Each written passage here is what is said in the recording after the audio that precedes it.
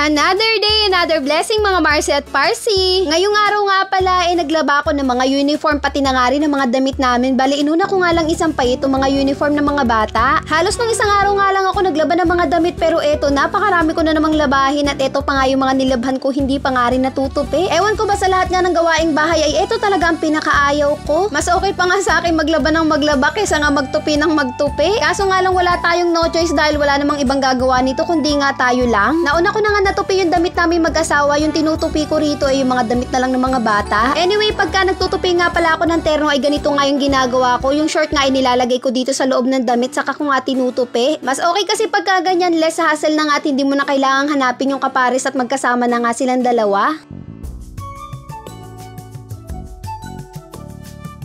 Kahapon nga rin pala ay may dumating akong isang parcel. Dito ko na nga to in-unboxing sa may lamesa at para nga to dito. Napawaw na nga lang din talaga ako nung nakita ko nga itong tablecloth dahil ang ganda pala talaga ng tela niya sa personal. Pero bago nga yan, inalis ko nga muna lahat ng nakapatong dito sa may ibabaw ng lamesa. Saka ko nga pala inalis itong table cover. Lahat nga pala to ay isang store lang yung table cover pati nga itong tablecloth ko. Sabi ko naman kasi sa inyo napakarami pa rin talaga nilang tablecloth na magaganda. At isa nga to sa mga aesthetic nilang tablecloth. So eto ilalapit ko nga sa inyo ng malapitan para nga mas ma-appreciate nyo yung tela niya.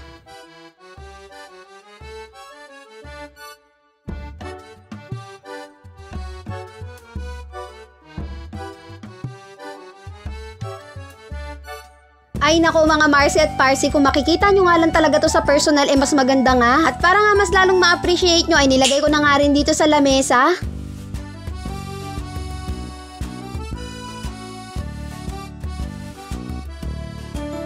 Aside nga sa mga telang tablecloth ay meron nga din sila mga waterproof tulad nito. At para nga mas makita nyo yung design ay ilalapit ko na nga rin sa inyo ng malapitan.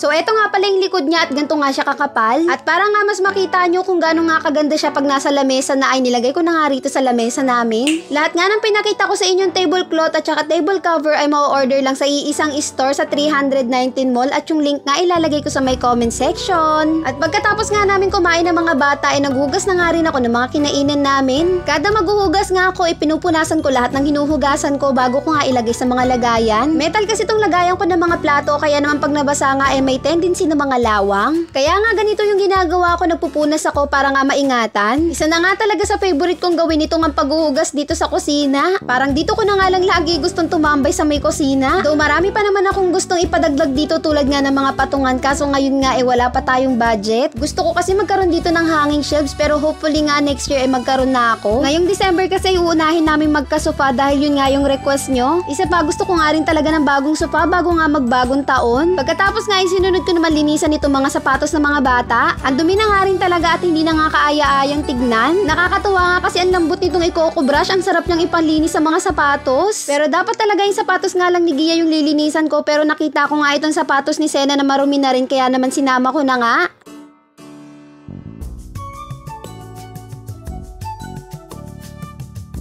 O diba, naglinis nga lang ako ng sapatos pero nakapag-promote pa nga ng product ng iCoco. Pero walang halong eme, napakaganda talaga ng brush ng iCoco. Ay nako, balikan nyo nga ako pag nagsisinungaling ako kaya naman i-add to cart at checkout nyo na nga yun. Maya-maya nga meron na naman akong dumating na mga parcel. Nakakatawa nga kasi kilalang-kilala na ako ni Kuyang Rider. At nitong hapon naman pag-uwi nga ng daddy ay nag-aya nga siya na bumili ng tinapay para makapag-merienda na nga rin. At yun lang muna mga Marcy at Parsi. Salamat sa panonood. Till next video, tara kapipo tayo!